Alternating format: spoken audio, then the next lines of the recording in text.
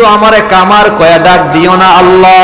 শুনেন মুসলমান যুবক ভাইয়েরা, কামারে কান্দার বলে আল্লাহ দুনিয়ার মানুষ আমারে কামার কয়া ডাকে, তুমিও কি কামার বইলা আমার ডাক দিবানি আল্লাহ? আয় আল্লাহ তুমি তো দেখতেছো আমার কাজ বাদ দিয়া তোমার কদমে সাজদার জন্য আমি দাঁড়াইয়া গেলাম, নামাজের জন্য আমি রেডি হয়ে গেলাম। আয় আল্লাহ তুমিও হাসরের দিন আমার কামার বলে ডাক দিও না রে মালিক, তুমি আমারে একবার নামাজি আর গোলাম কয়ে আমার ডাক দিও। ও আল্লাহ তুমি যদি আমারে গোলাম কয়ে ডাক দাও, সারা দুনিয়ার মানুষ আমার কামার ডাকছে, আমার কোনো দুঃখ নাই আল্লাহ, শুধু তুমি একবার গোলাম কয়ে ডাক দিও।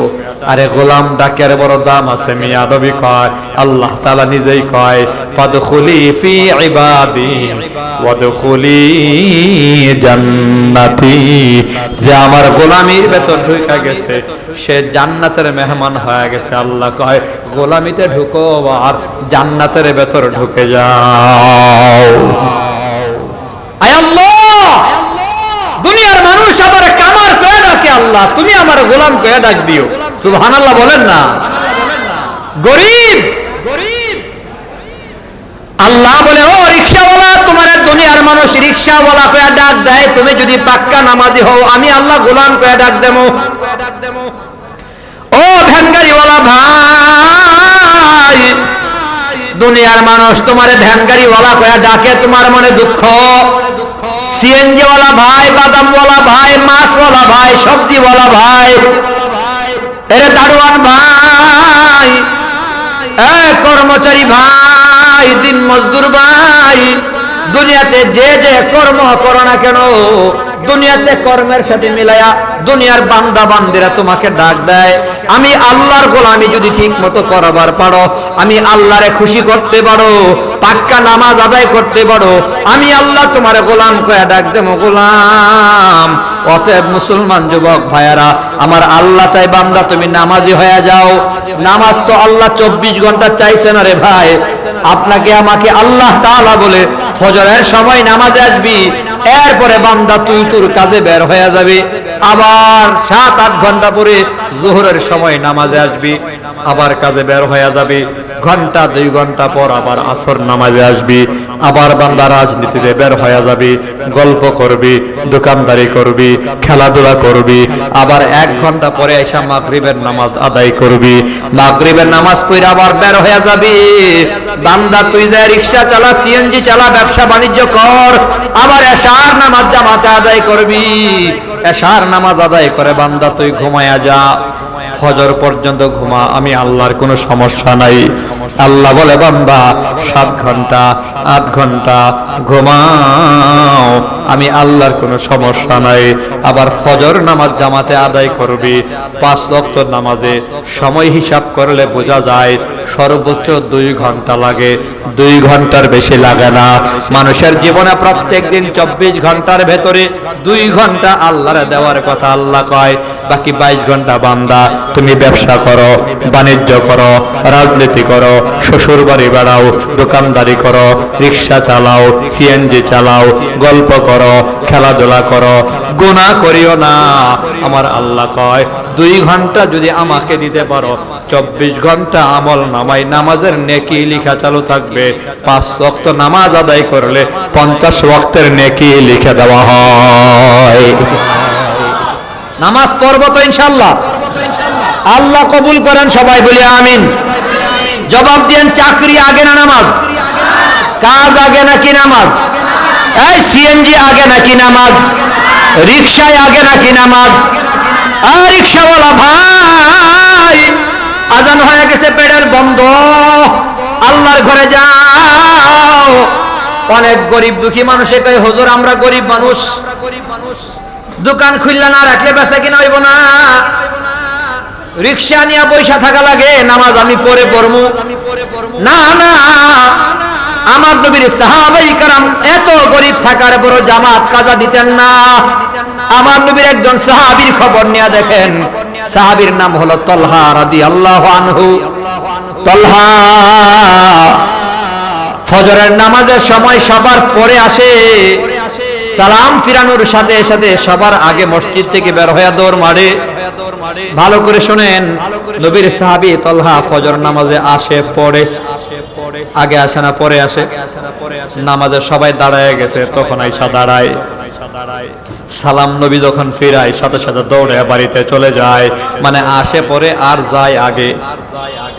সাহাবায়ে কেরাম মনে মনে ভাবে, মনের ভাবনা জবানে চলে আসছে, আলোচনা পর্যালোচনা শুরু হয়ে গেছে।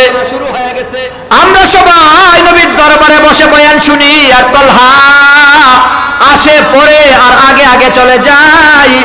নবীর কানে খবর চলে গেছে, নবী গো আপনার সাহাবী তলহা সবার পরে এসে সবার আগে চলে যায়। নবী বলো, ও সাহাবীরা আমার তলহার কানে খবর দিয়া দিও, আগামীকাল ফজরের নামাজ পড়া আমার সাথে যেন দেখা করে যায়। ফজরের নামাজে সবার পরে আসছে, সালাম ফিরে যখন চলে যাবে একজন সাহাবী কয় তলহা, টান দিয়া ধরে কয় তলহা, নবী বলছে নবীর সাথে দেখা কইরা যাবা। তলহা রাদিয়াল্লাহু আনহু সালাম ফিরায়া বসছে। আমার নবী সালাম ফিরায়া তলহা রাদিয়াল্লাহু আনহুকে ডাক দিছে, তলহা এদিকে আসো। নবী কাছে নিয়া নবী জিগায়, নবীর প্রশ্ন কেমন বা আদব কেমন? নামাজ ছেড়ে দেওয়ার কোনো বাহানা নাই, কোনো সুযোগ নাই। কথা কোন ঠিক কিনা? খাঁটি মুমিন বান্দার 5 গুণ। কয় গুণ বলেন না, কয় গুণ? 1 নম্বর আল্লাহ বলে, ইন্নামাল মুমিনুনা আল্লাযীনা ইযা যুকিরাল্লাহু ওয়াজিলাত কুলুবুহুম। আল্লাহর জিকিরে দিলের ভেতরে ভয় না হয় আল্লাহর মহব্বতের পাগল।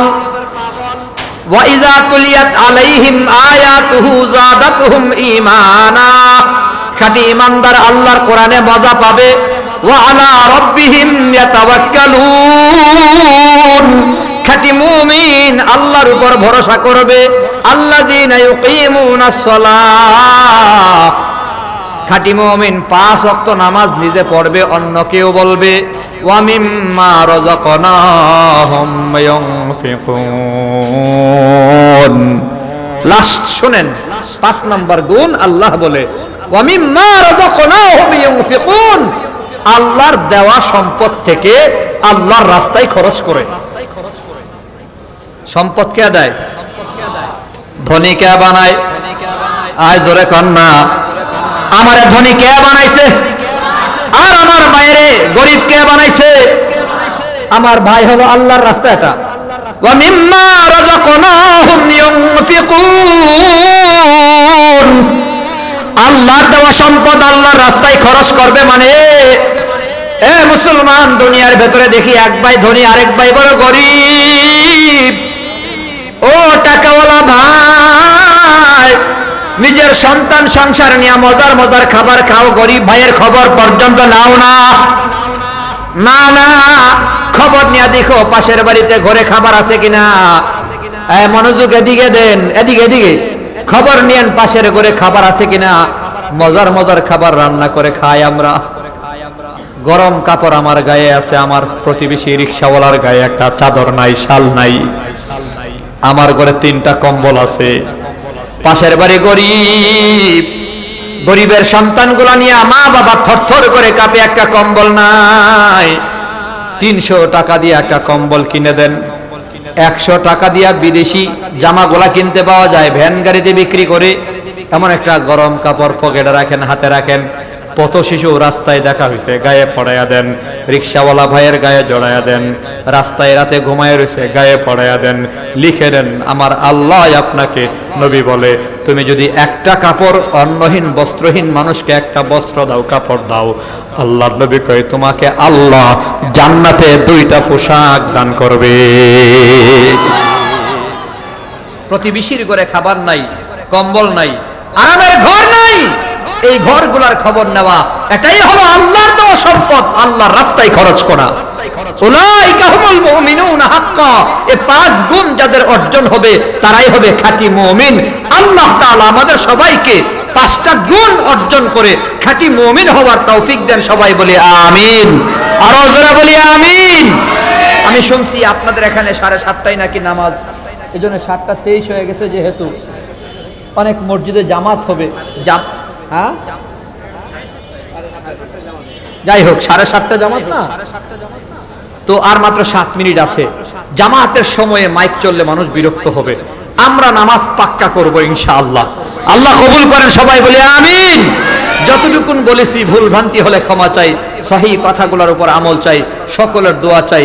এই যে হেল্পিং হ্যান্ড স্বেচ্ছাসেবী তারা মাঝে মধ্যেই স্বেচ্ছায় অনেক হতদরিদ্র মানুষকে উপকার করে, মাহফিলের আয়োজন করে, বিভিন্ন রকমের আইটেম সম্ভবত বিতরণ করে। এটাও হলো আল্লাহর রাস্তা। আপনার দেওয়া সম্পদ 100 টাকা দিয়া, 1000 টাকা দিয়া কেউ যদি হেল্পিং হ্যান্ড স্বেচ্ছাসেবীকে সাহায্য করেন, আপনি খাঁটি মুমিন। খাঁটি মুমিনের 5 নাম্বার গুণ হলো আল্লাহর দেওয়া সম্পদ নীরবে গোপনে নবীর তেলাওয়াত শুনতো। সুবহানাল্লাহ বলেন। আপনার আমার নবীর তেলাওয়াত শুনতো, কোরআনের তেলাওয়াত এত মজা। নীরবে গোপনে শুই না। ওরা যখন বাড়ির দিকে যায় তো রাস্তায় একজন আরেকজনের সাথে সাক্ষাৎ। কিউ কই থেকে আইছো? কয় যে সত্য কথা বলে ফেলি। আবু জাহাল কয় মুহাম্মদের তেলাওয়াত শুনে আসছি। আবু সুফিয়ান কই আমিও মুহাম্মদের তেলাওয়াত শুনে আসছি। আখনাস বলে আমিও মুহাম্মদের তেলাওয়াত শুনে আসছি। কিরে, আমরা মক্কার বড় বড় সর্দার মাতব্বর নেতারাই যদি মুহাম্মদ নবীর তেলাওয়াত শুনি, তো সাধারণ পাবলিকের খবর কি হবে? পাবলিকের অবস্থা আরো খারাপ হবে। অসম্ভব মুহাম্মদের তেলাওয়াত শোনা যাবে না। হাতে হাত রেখা সবাই পাকা পুক্ত ওয়াদা করছে, একেবারে ফাইনাল, আজকের পর থেকে আমরা আর কেউ মুহাম্মদের তেলাওয়াত শুনবো না। বড় বড় নেতারা ঐক্যবদ্ধ হয়েছে, একজুট হয়েছে, মহাজুট। মুহাম্মদের তেলাওয়াত আর শুনবো না। রাতের আধারে কম্বলের নিচে শুইয়া আবু জাহাল মনে মনে কয়, আজকে তো কেউ যাইতো না, আমি যাই। সুবহানাল্লাহ বলেন। আবু সুফিয়ান মনে মনে ভাবে, আজকে তো আর কেউ যাইতো না, ওয়াদা করছে, অতএব আমি একটু যাই, গোপনে গিয়ে মুহাম্মদ নবীর তেলাওয়াত শুনে আসি। আখনাস মনে মনে ভাবে, আজকে তো আর কেউ যাবে না, আমি একটু গোপনে নীরবে গিয়ে মুহাম্মদ নবীর তেলাওয়াত শুনে আসি। এভাবে করে করে সব নেতারা মুহাম্মদ নবীর তেলাওয়াত গোপনে শুনতে আসছে। নীরবে শুই না যখন বাড়ির দিকে যায়, রাস্তার মধ্যে একজন আরেকজনের সাথে সাক্ষাৎ। এই কই থেকে আইছো? আবু সুফিয়ানে কয়, সত্য কথা বলে ফেলি, মুহাম্মদের তেলাওয়াত শুনে আসছি। আবু জাহালে কয়, আমিও তো। আখনাসে কয়, আমিও তো। সবাই বলে, আবু জাহাল, তুই হলি আমাদের মধ্যে বড় নেতা, তুই কিভাবে মুহাম্মদের তেলাওয়াত শুনলি? বলতো ভালো করে। আবু জাহাল বলে, মিথ্যা কথা বলার দরকার নাই, সত্য যে কথা সেটা হলো, এই শোনো, মুহাম্মদ নবীর কোরআন তেলাওয়াত না শুনলে আমার ভাল লাগে না, ঘুম আসে না। জোরে কর না সুবহানাল্লাহ। তার মানে কোরআন তেলাওয়াতে মজা আছে না নাই? কথা কন না। আরে জোরে কোন, কোরআন তেলাওয়াতের ভেতরে মজা আছে না নাই? وقال الذين كفروا لا تسمعوا لهذا القرآن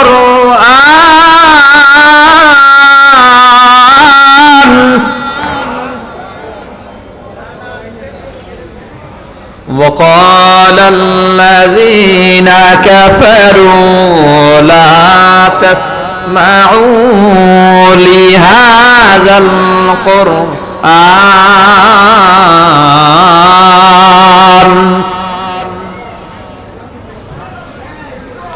وقال الذين كفروا لا تسمعوا لهذا القرآن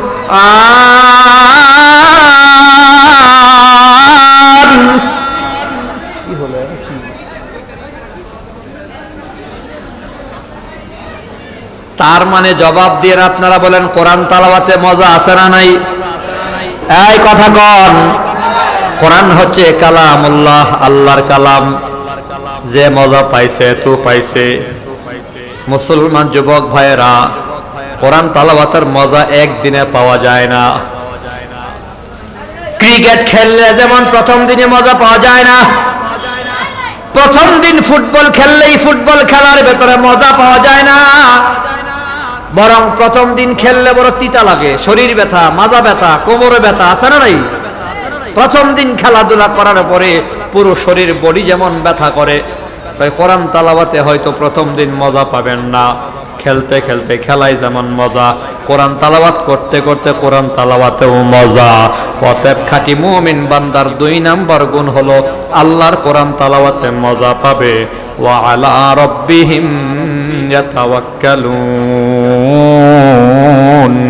আল্লাহ তাআলা বলে খাঁটি মুমিন বান্দার 3 নম্বর গুণ হলো আর সব ব্যাপারে সর্ববিষয়ে সর্বদা ভরসা করবে আল্লাহর উপরে। আল্লাহ বলে ওয়া আলা রাব্বিহিম ইয়াতাওয়াক্কালুন। খাঁটি মুমিন ভরসা করবে একমাত্র কার উপরে? কথা কন না, এ জবাব দিয়েন। রিজিকের মালিক কে? সম্মানের মালিক কে? সন্তানের মালিক কে? ইজ্জতের মালিক কে? ক্ষমতার চেয়ারে বসে রাখবার ক্ষমতার মালিকটাও কে? ওয়া আলা রাব্বিহিম ইয়াতাওয়াক্কালুন। খাঁটি মুমিন বান্দার 3 নম্বর বৈশিষ্ট্য হবে খাঁটি ঈমানদার ভরসা করবে একমাত্র কার উপর? বাজার জমাইলো কেন? ঘটনা কি? এখানে কি কি এত হইচই কেন? ওরা বয়ানে বলবে মাহফিল তো ভুল হয়েছে। এটা ওই পাশে স্টেজ দেওয়া দরকার ছিল। হ্যাঁ, স্টেজ ওই দিকে দিলে সুন্দর হইতো। বাজারের কাছে স্টেজ দেবে। হ্যাঁ, আসুক না, অসুবিধা। মাহফিল তো শেষ করে দিয়েছে আপনারা। ওয়া আলা রাব্বিহিম ইয়াতাওয়াক্কালুন। দেখছেন খাঁটি মুমিন বান্দা ভরসা করবে কার উপরে? আরো জোরে কন। ক্ষমতার চেয়ারে বসে রাখবার মালিক কে? আমাদের শ্রদ্ধেয়া আপা মনে করেছিল নরেন্দ্র মোদী ক্ষমতায় বসে রাখবে, এজন্য নরেন্দ্র মোদীর সাথে পিরিত লাগাইছে। পিরিত আলেম ওলামাদের দুশমন বানাইয়া জালেম নরেন্দ্র মোদীরে বন্ধু বানাইছে। যার দরুন আল্লাহ গজব ঢাইলা দিছে। আল্লাহ বলে ঈমানওয়ালা ভরসা করবে কার উপরে? আরে আল্লাহ আছে না নাই? আল্লাযীনা ইউকিমুনাস সালাহ। আল্লাহ তাআলা বলে খাঁটি মুমিন বান্দার 4 নাম্বার গুণ হবে নামাজের ব্যাপারে পাবন্দ হবে। নামাজ কায়েম করবে, নিজে পড়বে, অন্য কেউ নামাজের দাওয়াত দেবে। আল্লাযীনা ইউকিমুনাস সালাহ। নামাজের ব্যাপারে গাফেল হওয়ার কোনো সুযোগ নাই। আল্লাহ নবী ভিন্ন হাদিসে বলে মান তারাকা সালাতা ফাকাদ কাফার। যে নামাজ ছেড়ে দিল সে যেন কাফের হয়ে গেল। মান আকামাস সালাতা ফাকাদ আকামাদ-দ্বীন ওয়া মান তারাকাহা ফাকাদ হাদামাদ-দ্বীন। নবী বলেন কেউ যদি নামাজ কায়েম করে সে যেন দ্বীন কায়েম করলো, যে নামাজ ছেড়ে দিল সে যেন দ্বীন ধর্মকে ধ্বংস করে দিল। অতএব খাঁটি মুমিন বান্দার 4 নাম্বার গুণ হবে নামাজের ব্যাপারে পাবন্দ হবে, নামাজের ব্যাপারে গাফেল হবে না। যেমন আল্লাহ বলে ইজা কুদিয়াতিস সালাহ ফান্তাশিরু ফিল আরদ। আল্লাহ তাআলা বলে বান্দা আগে নামাজ পড়ো, এরপরে চাকরি করো। আল্লাহ বলে আগে নামাজ পড়ো, এরপরে সিএনজি নিয়ে বের হও। আল্লাহ বলে আগে নামাজ পড়ো, এরপরে রিকশা নিয়ে বের হও। আল্লাহ বলে নামাজ আদায় কইরা বান্দা এরপরে তুমি ব্যবসায় বের হও, চাকরিতে যাও। ইজা কুদিয়াতিস সালাহ ফান্তাশিরু ফিল আরদ। আগে নামাজ, এরপরে হবে সব কাজ। আপনারা জবাব দিয়েন, কাজ আগে নাকি নামাজ আগে? কাজ আগে নাকি নামাজ? আল্লাহ বলে কাজ আগে না নামাজ আগে? নামাজ। ওরে মুসলমান, তুমি যে যে পেশায় থাকো না কেন নামাজ আগে বানাইয়া নাও। দেখো না নামাজের আগে আগে দেওয়ার কারণে আল্লাহর কাছে একজন কামারের কত দাম হয়ে গেছে। আব্দুল্লাহ ইবনুল মুবারক রাহমাতুল্লাহি আলাইহির যুগের খবর নিয়ে দেখো। আব্দুল্লাহ ইবনুল মুবারক জান্নাতের মেহমান। ওই সময়ের একজন আল্লাহর ওলি স্বপ্ন দেখেন আব্দুল্লাহ ইবনুল মুবারক জান্নাতের ভেতর হাঁটে। সালাম দিয়া জিজ্ঞাসা করে আল্লাহর ওলি, জান্নাতে আল্লাহ আপনাকে কেমন সম্মান দিছে? আব্দুল্লাহ ইবনুল মুবারক বলে, আল্লাহ তাআলা আমাকে যত না সম্মান দিয়েছে এর চেয়ে বহুগুণ বেশি সম্মান দিয়েছে একজন কামার রে, গরিব একজন কামার রে আল্লাহ জান্নাতে আমার চেয়ে বেশি সম্মান দিয়েছে। জোরে কোন সুবহানাল্লাহ। যুগের বড় হুজুরের চেয়েও কামারের দাম আল্লাহর কাছে বেশি। মানে আল্লাহর ওলির ঘুম ভাঙা গেছে, ঘুম থেকে ওইটা কামারের বাড়িতে গেছে। আয় কামারের সন্তানেরা বের হয়ে আসছে, বলো তোমাদের বাবা এমন গোপন কি আমল করেছে যে আমলের কারণে আল্লাহ তাআলা তোমাদের বাবাকে আব্দুল্লাহ ইবনুল মুবারকের মতো একজন বড় হুজুরের চেয়েও জান্নাতে বেশি সম্মান দিয়েছে। সন্তানরা বলে, আল্লাহর ওলি আমাদের জানা নাই। মায়েরে জিজ্ঞাসা করলে বলতে পারবে আমাদের বাবা কি এমন আমল করেছে। মায়ের কাছে গিয়া সালাম দিয়া বলে, মা গো আব্বা জান সারাদিন হাতুড়ি দিয়া লোহা পিটাইয়া যন্ত্রপাতি বানাইতো এটাই জানি, এর ফাঁকে ফাঁকে বাঁকে বাঁকে এমন কি আমল করেছে যে আমলের কারণে যুগের বড় হুজুরের চেয়েও বেশি সম্মান আল্লাহ তার জান্নাতের ভেতর দান করছে। মহিলা বলে, সন্তান রে তোমাদের বাবার দুইটা গোপন আমল ছিল যে আমলগুলো দুনিয়ার কেউ জানে না। এক নম্বর আমল হলো হাতুড়ি দিয়া যখন লোহা পিটাইতো, হাতুড়ি দিয়া লোহা পিটাইতো মানে হাতুড়ি উপরে উঠাইয়া নিচে মারতো, এভাবে হাতুড়ি দিয়া লোহা পিটায় পিটায় যন্ত্রপাতি বানাইতো। সন্তান তোমার বাবা যখন হাতুড়ি উপরে উঠাইতো আর এমন সময় যদি মসজিদের মিনারায় আজান হয়ে গেছে আল্লাহু আকবার আল্লাহু আকবার নামাজের দাওয়াত যদি চলে আসছে, তোমাদের বাবা পেছনে হাতুড়িটা ফালাইয়া দিয়া দাঁড়াইয়া যেত আর আল্লাহর ডাইকা ডাইকা বলতো, আল্লাহ সারাদিন আমি লোহা পিটাইয়া পিটাইয়া যন্ত্রপাতি বানাই, যার দরুন মানুষ আমারে কামার কয়া ডাক দেয়, কামার কর্মকার কামার বলিয়া বলিয়া ডাকে। আল্লাহ তুমি তো দেখতেছো তোমার ঘর থেকে তোমার দিক থেকে যখন আওয়াজ আসছে আমি হাতুড়ি ফালাইয়া দিলাম, আমি আমার কাজের বাদ দিয়া তোমার কুদরতি কদমে সাজদার জন্য দাঁড়ায়া গেলাম। আয় আল্লাহ তুমি কি আওয়াজ ইজা যুকিরাল্লাহ, আল্লাহর পক্ষ থেকে কোন আহ্বান যখন বান্দার কানে আসবে তো বান্দা আল্লাহর মহব্বতে পাগল হয়ে যাবে।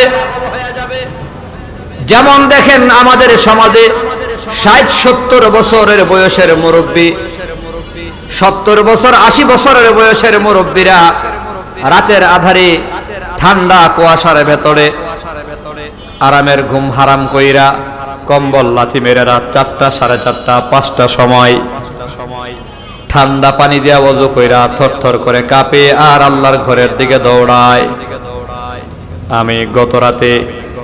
আমি গত রাত মাহফিল করেছি কক্সবাজার মহেশখালী, সেখান থেকে মাহফিল করে নবীনগর হয়ে ব্রাহ্মণবাড়িয়া গেলাম। নবীনগর কাছাকাছি আসার পরে ফজরের আজান হলো, ফজরের আজান হয়েছে, গাড়ি চলতেছে, আমি দেখলাম একজন মুরব্বী বুড়া মানুষ বাঁকা হয়া চাদর গায়ে দিয়া খুব দ্রুত গতিতে হাঁটতেছে। দেখেই বুঝলাম ওই মুরব্বী আল্লাহর ঘরের দিকে দৌড়ায়, মসজিদের দিকে দৌড়ায়। ঠান্ডা ওই মুরব্বীকে কাবু করতে পারে নাই, ঠান্ডা কুয়াশা মুরব্বীরে কাবু করতে পারে নাই, ঠান্ডা পানি মুরব্বীরে দুর্বল করতে পারে নাই। ওরে সবল নওজোয়ান যুবক, দাদার বয়সী চাচার বয়সী মুরব্বী থরথর করে কাঁপে আর আল্লাহর ঘরের দিকে দৌড়ায়। ওই যে মসজিদের মিনারায় আজান হয়ে গেছে, আল্লাহু আকবার আল্লাহু আকবার, আল্লাহ সবচেয়ে বড়, আল্লাহ সকলের বড়, এই কথা বলে বলে মুয়াজ্জিন আল্লাহর পক্ষ থেকে বান্দাকে ডাক দিছে, হাইয়া আলাস সালাহ, ও চাচা নামাজে আসো, ও দাদা নামাজে আসো, ও মুরব্বী নামাজে আসো, ও নওজোয়ান নামাজে আসো, ও মুমিন বান্দা নামাজের দিকে আসো। মুরব্বীর কানে যখন আওয়াজ গেল হাইয়া আলাস সালাহ, আসো নামাজের দিকে আসো, আরামের কম্বল আর আরামের বিছানা মুরব্বীকে আটকায় রাখতে পারে নাই, ঠান্ডা পানির ভয় মুরব্বির দিলের ভেতরে নাই, কুয়াশা আর ঠান্ডার ভয় মুরব্বির দিলের ভেতরে নাই। মুরব্বির দিলে তখন আল্লাহর প্রেম, আল্লাহর মোহাব্বত, আল্লাহর ভালোবাসা। ওই আল্লাহর আওয়াজ যখন মুয়াজ্জিন দিয়া দিছে, আল্লাহর প্রেমে পাগল হইয়া রাতের আধারে মুরব্বি নামাজের দিকে দৌড়ায়। এমন বয়স্ক মুরব্বি আমাদের সমাজে আছে না নাই? খাঁটি ঈমানওয়ালার এক নাম্বার গুণ, আল্লাহর মোহাব্বতে বান্দা পাগল থাকবে, পাগল। আরে আল্লাহর প্রেমে এত পাগল, বান্দা নিজের কাজ বাদ দিয়ে আল্লাহর কাজের জন্য দৌড়ায়। যেমন ইব্রাহিম খলিলুল্লাহ বসে বসে আল্লাহর জিকির করে। ইব্রাহিম খলিলুল্লাহ আল্লাহর দোস্ত, আল্লাহর খলিল, আল্লাহর জিকির করে। জোরে বলেন কার জিকির? গাছতলায় বসে বসে, ছাগলগুলো চড়িয়ে মাঠে চড়িয়ে গাছতলায় বসে বসে একাকী আল্লাহর জিকির করে। জিবরাইল আমিন আল্লাহর কাছে অনুমতি চাই, আল্লাহ আপনার খলিল আপনার কত পাগল, আমি একটু পরীক্ষা করবার চাই। আপনার খলিল আপনার মোহাব্বত কেমন তার দিলের ভেতরে একটু পরীক্ষা করবার চাই, আল্লাহ অনুমতি দেন। আল্লাহ বলে যাও। জিবরাইল আমিন মানবের সুরতে পাগড়ি দাড়ি লাগাইয়া সুন্দর করে সাইজা আল্লাহর ওলি বইনা, একেবারে নওজোয়ান যুবক দরবেশের মতো পাশে আরেকটা গাছের নিচে বসে বসে আল্লাহর জিকির করে। জিবরাইল আমিন মানুষের সুরতে বৈশা বৈশা জিকির করে কার? কথা কন না? আল্লাহর জিকির করে, আল্লাহর। ইব্রাহিম নবী দেখেন, আমি যে মাওলার জিকির করি ওই বান্দা সেই মাওলার জিকির করে। ইব্রাহিম নবী নিজে জিকির বন্ধ করে তার জিকির মনোযোগ দিয়া শুনতে লাগলেন। কারণ যারে মোহাব্বত করি তার প্রশংসা যখন অন্য কেউ করে তখন আমার কাছে ভাল লাগে। আমার বিবির প্রশংসা যখন আমার ভাইয়েরা করে, আমার বোনেরা করে, আমার আত্মীয় স্বজনেরা করে যে হুজুরের বউ খুব ভালো, তখন একটু ভাল লাগে। আমার বাবার প্রশংসা যখন অন্যরা করে তখন আমার কাছে ভাল লাগে। মানুষ নিয়মই হলো, মানুষ যারা মোহাব্বত করে তার প্রশংসা অন্যের জবান থেকে শুনতে আরো বেশি ভাল লাগে, আরো বেশি মজা লাগে। ইব্রাহিম নবী মনে মনে কয়, আমার মাওলার জিকির আরেকজনে করে, আমি মাওলার পাগল, মাওলার খলিল, আমি মাওলার আশেক, মাওলার বন্ধু। আমি আমার বন্ধুর জিকির আরেকজন করে, অতএব মনোযোগ দিয়ে শুনতে বড় মজাই লাগে। ইব্রাহিম নবী মজা করে শুনতেছে। জিবরাইল আমিন দেখে যে ইব্রাহিম মনোযোগ দিয়ে জিকির শুনে, তো জিবরাইল আমিন জিকির বন্ধ করে দিল। জিবরাইল আমিন যখন জিকির বন্ধ করে দেয়, ইব্রাহিম নবী বলে, ব্যাপার কি বন্ধু, তুমি আল্লাহর জিকির বন্ধ করলা কেন? জিবরাইল বলে, আমি আল্লাহর জিকির করব, আল্লাহর সাথে তোমার সম্পর্ক কি? কই আল্লাহ আমার খলিল কইছে, আল্লাহ আমার বন্ধু। আল্লাহর জিকির তুমি করো, আমার কাছে ভাল লাগে শুনতে। আমার মাওলার জিকির তোমার জবানে শুনতে বড় মজাই লাগে, অর্থাৎ তুমি আমার মাওলার জিকির করো। জিবরাইল আমিন বলে, আমি তোমার মাওলার জিকির করব, বিনিময়ে তুমি আমারে কি দিবা বলো? ইব্রাহিম নবী বলে, আমার মাশউকের জিকির তুমি করবা, যা চাও তুমি নিয়ে নাও, কোনো সমস্যা নাই। এখানে যত বকরি আছে, ছাগল আছে, অর্ধেক ছাগল তোমারে দিয়া দিলাম, অর্ধেক ছাগল দিয়া দিল। জিবরাইল আমিন কিছুক্ষণ জিকির করে বড় মজা কইরা মায়া লাগায়া ইব্রাহিম নবীর দিল আরো বেশি আল্লাহর জন্য পাগল হয়ে গেল। জিকির বন্ধ করে দিল। ইব্রাহিম নবী কই, জিবরাইল জিকির বন্ধ করলা কেন? বন্ধু তুমি জিকির বন্ধ করলা কেন? জিবরাইল তো চিনে না। বন্ধু তুমি জিকির বন্ধ করলা কেন? জিবরাইল আমিন বলে, আল্লাহর জিকির আমি করবো, এতে তোমার কি লাভ কও? আমার আল্লাহর জিকির আমি যত শুনি ততই আমার মজা লাগে। জিবরাইল কই, তোমার মজা লাগে, আমি জিকির করবো কি জন্যে? তুমি আমারে যদি বাকি ছাগলগুলো দিয়া দাও, তাহলেই তোমার মাওলার জিকির আমি তোমারে শোনাবো। ইব্রাহিম নবী সব ছাগল দিয়া কয়, সব দিয়া দিলাম, আমার মাওলার জিকির কর। তামাম দুনিয়ার সব কিছুর চেয়েও আমার মাওলার জিকির আমার কাছে বেশি মজা লাগে। ওয়াজিলাত কুলুবুহুম, আল্লাহর জিকিরে বান্দার দিলটা পাগল হয়ে যায়। আবার কিছুক্ষণ জিকির করার পরে জিবরাইল আমিন জিকির বন্ধ করে দিছে। ইব্রাহিম নবী বলে, ভাই তুমি আমার মাওলার জিকির বন্ধ করছো কেন? আরে তোমার মাওলার জিকির করলে আমার কি লাভ বলো, তুমি কি দিবা আমারে? ইব্রাহিম নবী কয়, আমার মাওলার জিকির কর, বিনিময়ে যা চাইবি তাই দেবো। তাহলে কি দিবা বলো? তোমার তো কিছুই নাই, বকরি যা আছিল সব আমার দিয়া দিছ। ইব্রাহিম নবী কয়, ভাই রে, বকরিগুলো চড়াইবার জন্য একজন রাখালকে লাগে না? কই লাগে। আমি কথা দিলাম আমার আল্লাহর জিকির তুই করবি, আর তোর ছাগলের রাখালি আমি ইব্রাহিম খলিলুল্লাহ রাখালগিরি করবো। আমি ইব্রাহিম আমার রাখাল বানায় দেবো, তুই আল্লাহর জিকির কর, তোর ছাগলের রাখালি আমি করবো। আমার মাওলার জিকির যত শুনি ততই মজা লাগে। আল্লাহ বলে, ইন্নামাল মুমিনুনা আল্লাযীনা ইযা যুকিরাল্লাহু ওয়াজিলাত কুলুবুহুম। খাঁটি মুমিন বান্দার এক নাম্বার গুণ হবে আল্লাহর জিকিরে দিলের ভেতরে মজা, দিলের ভেতরে পাগলামি, মোহাব্বতের ঢেউ অথবা আল্লাহর আযাবের ভয়। নাম্বার 2 আল্লাহ তাআলা বলে, ওয়া ইযা তুলিয়াত আলাইহিম আয়াতুহু যাদাতুহুম ঈমানা। আল্লাহ তাআলা বলে, ওয়া ইযা তুলিয়াত আলাইহিম আয়াতুহু যাদাতুহুম ঈমানা। খাঁটি ঈমানদার যে হবে সে কোরআন তেলাওয়াতে তার ঈমান বাড়বে। কোরআন তেলাওয়াতে ঈমান বাড়বে মানে ঈমান বৃদ্ধি পাবে, মানে ঈমানে মজা আসবে।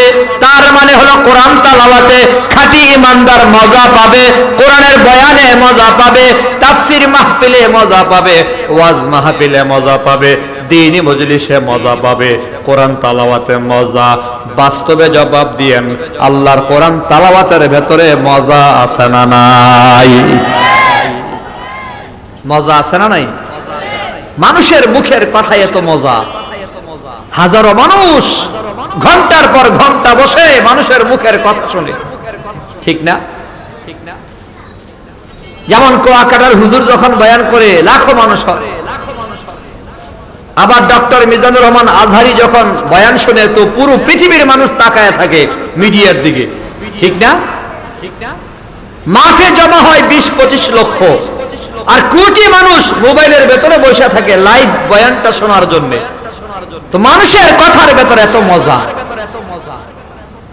যুক্তিবাদী সাহেবের বয়ান শুনে কত হিন্দু কালিমা পরে মুসলমান হলো। সাইদি রহমাতুল্লাহি আলাইহির বয়ান শুনে কত বিধর্মী ধর্ম গ্রহণ করে মুসলমান হলো।